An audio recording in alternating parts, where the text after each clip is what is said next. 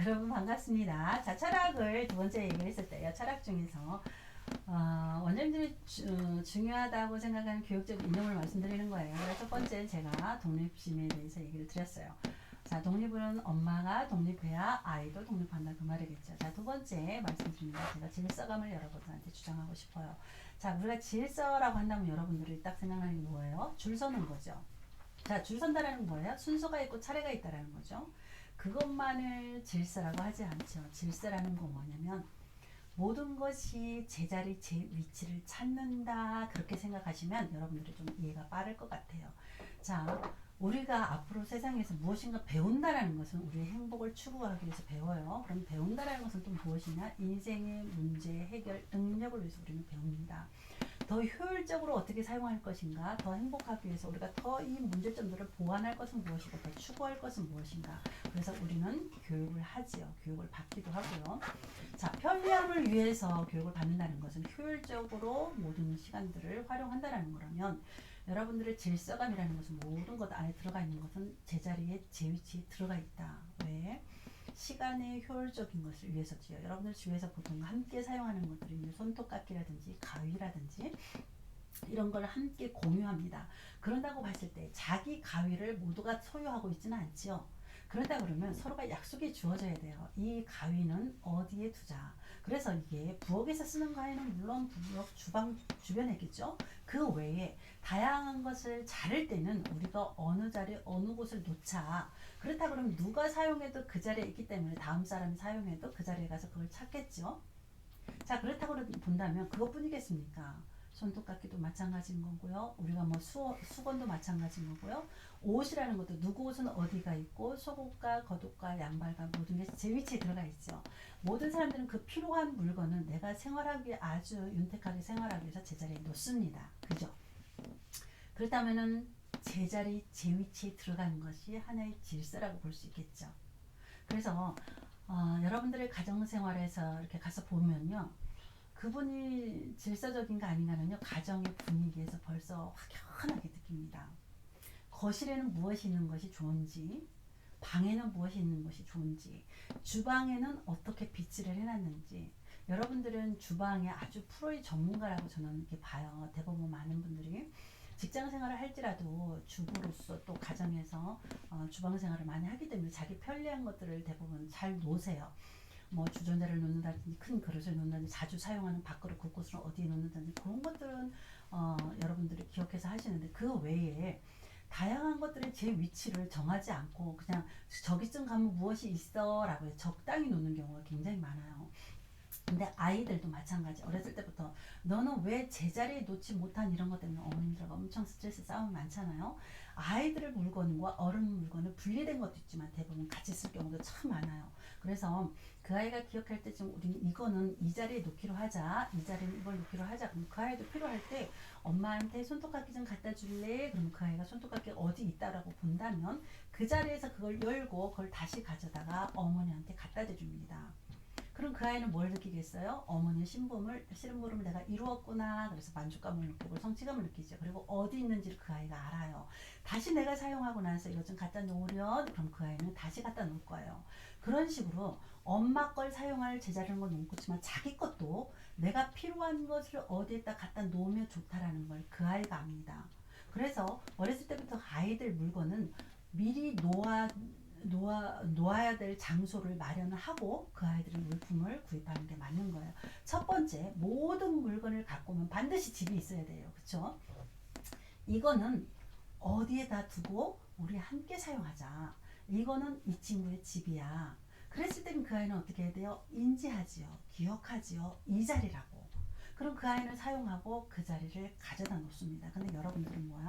너무 많은 것을 갖다 놓고 좁은 곳에 그걸 갖다 놓으라고 할 때는 아이들은 또 질서가 망가지니까 갖다 놓기 싫을 때가 있어요. 그래서 무엇인가 정리할 때는 80%만 채워놓을 수 있을 정도로. 그래서 가장 좋은 것은 아이들은 질서감이라는 것은 어렸을 때부터 습관에 젖어 있어요.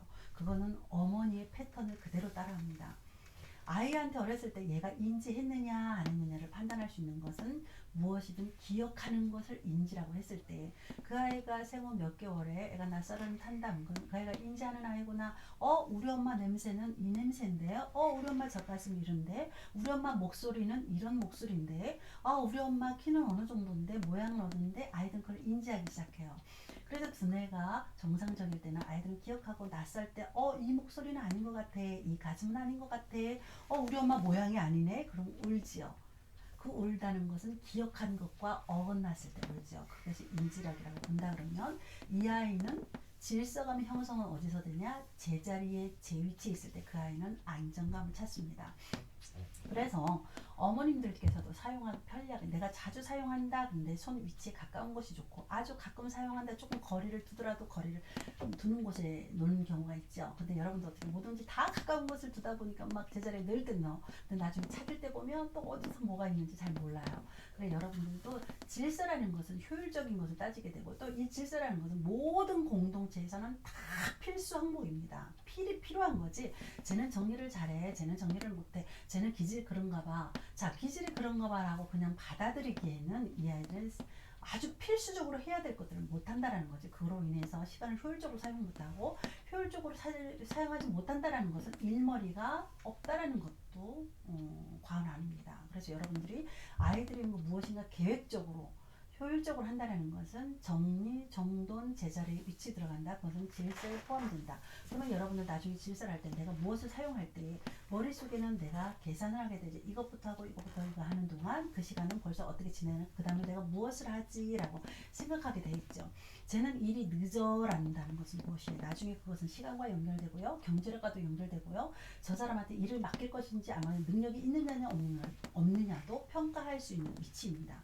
그렇기 때문에 시간을 효율적으로 사용하게 된다는 것은 제자리에 제 위치에 가게 해야 된다는 거죠. 여러분들 거실에 가보면 어떻게 되는 건 제가 다른 말을 하는 거지만 책이 엄청나게 많을 때가 있어요. 아이들은 전후 1년 정도 내가 만약에 4살이라면 3살 거 놔도 괜찮아요. 그리고 5살 거 놔도 괜찮아요. 근데 무려 초등학교 책을 벌써 사놓고 물론 요즘에는 이 사람 많이 주고받고 하잖아요.